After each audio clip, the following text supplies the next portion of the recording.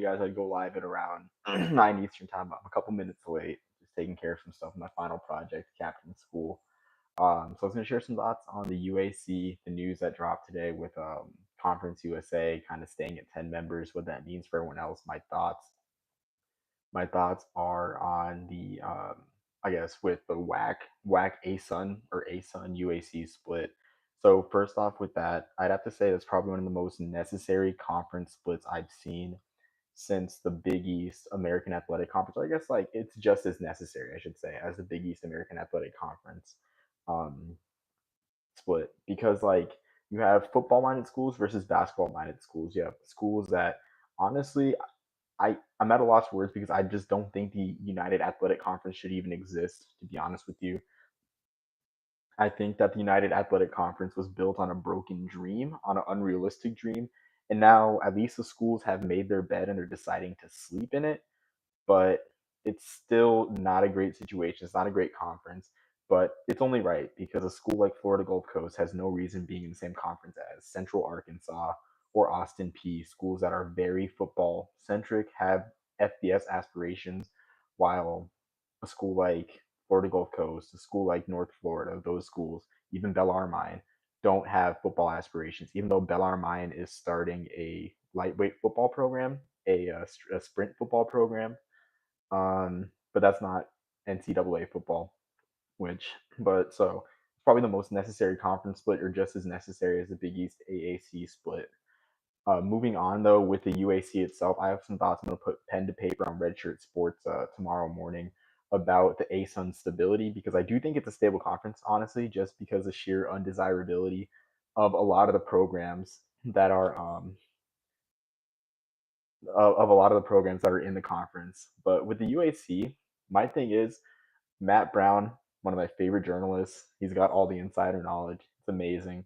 Um, but he said that they were trying to get schools from the Southland Conference, and in my opinion, I don't know if you're in the Southland Conference. I don't know why you joined the UAC because the only reason that the Texas Four joined the WAC, you're Sam Houston, you're Abilene Christian, you're Tarleton. Well, Tarleton wasn't part of the Southwest or the WAC, the Texas Four for the WAC, but like I think it was Lamar, Stephen F. Austin, Sam Houston, and who else was it? Did I say Abilene Christian?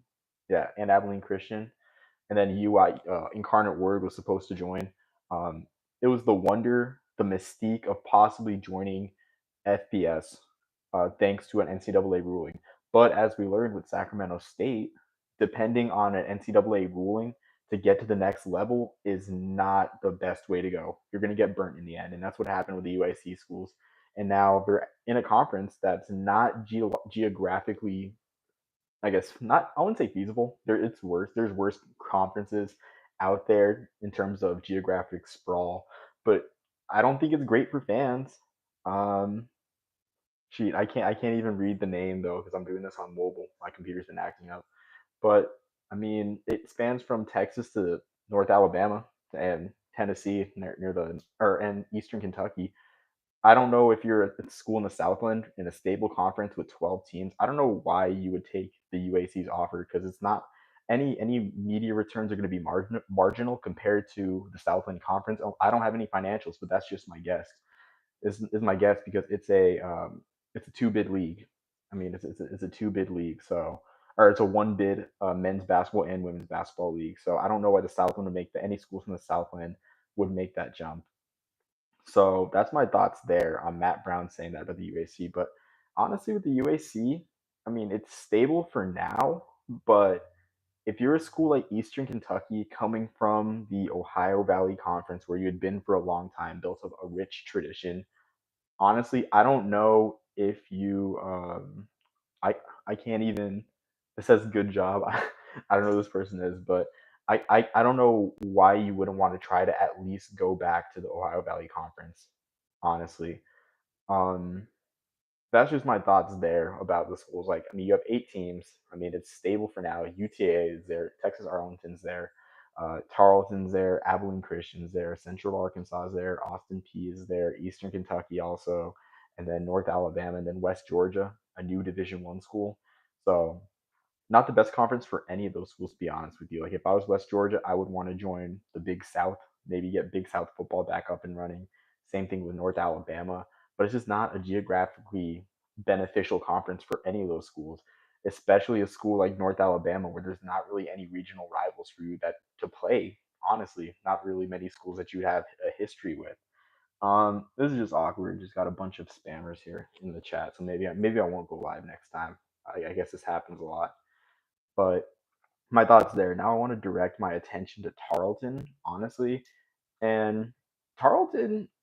I I don't think it's a bad situation to be honest with you. Like, yeah, everyone wants to be FBS now, but man, it's just scary. The college football that we all know and love may not be the same next year. To be honest with you.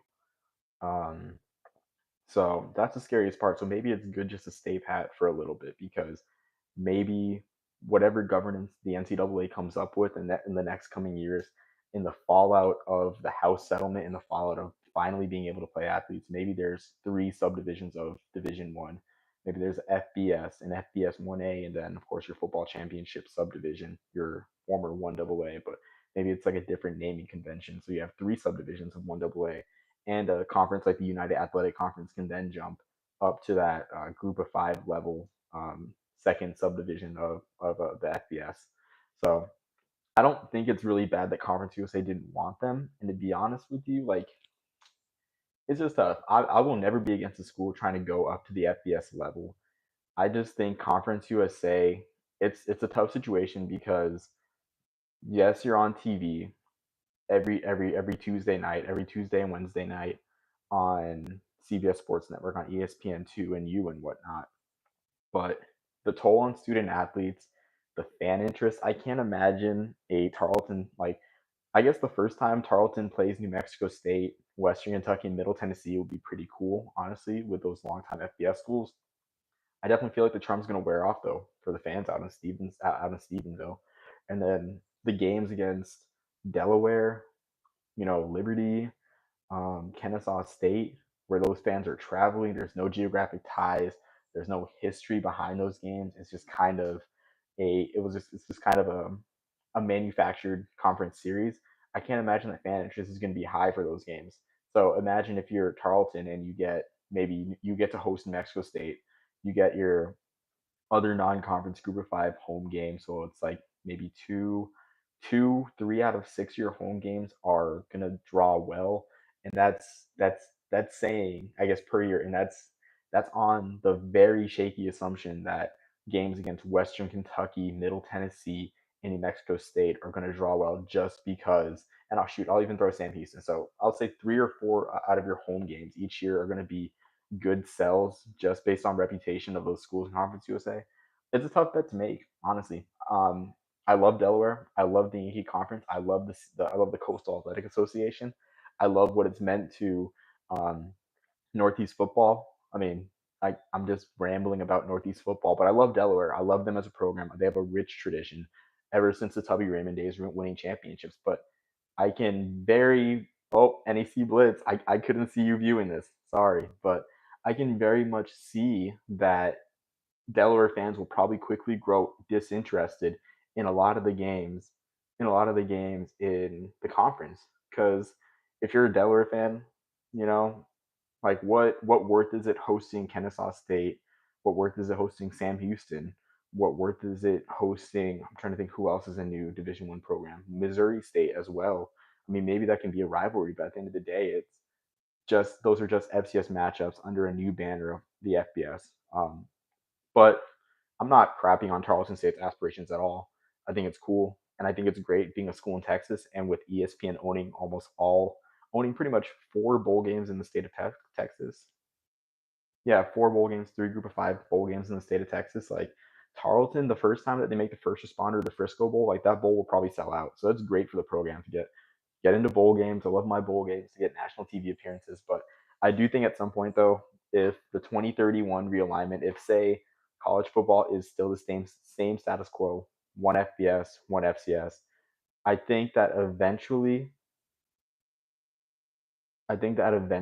Conference USA will add Tarleton if the American backfills the loss of Memphis, Tulane, USF, and that's if the ACC loses a bunch of members. I think that they backfill. I think Conference USA backfills or the American backfills from Conference USA, and Conference USA has to add schools. So I don't think it's a never. I think it's a when. To be honest with you, I would love to see Eastern Kentucky. So I didn't want to be on here too long. Got a busy night, got an early wake up. But that's just my thoughts, honestly. In short, I don't think the UAC is a great conference to be in at this moment. Not very geographically beneficial. I wouldn't be discouraged if I'm a Tarleton fan. I guess another aspect of Tarleton too waiting is the Mountain West. Honestly, if the Mountain West gets a really bad TV deal this next go round, which their deal is set to expire this year, if they get a really bad TV deal, then honestly, if I'm the Mountain West, I'm expanding into Texas, like for recruiting purposes, for TV market purposes, and for alumni. You can get a good audience of Tarleton alumni just watching your games. Um, so, I mean, honestly, it might just be good that Tarleton had gotten left out of Conference USA and has to stick around in the UAC for once. But one thing I want to float out here, one thing I want to float, I guess a rumor I want to float out, or not a rumor, I don't have any inside sources. One solution or one scenario I want to float out there is what if EKU joins the Southern Conference and the Southern Conference expands to 12 members? I think the SoCon is probably a better place than the UAC at this point, better reputation. I think a more competitive league, honestly, from top to bottom than the UAC. And I just think EKU would love to be in a league with that prestige until they get the call to be FBS. So let me know your thoughts there. First time I've introduced that thought. I'm probably going to write about it sometime next week when things get less busy. But until next time, everyone, peace, love, and soul. God bless. And Lord keep you. Lord bless you. Lord keep you. Make his face shine upon you. Be gracious to you. Amen.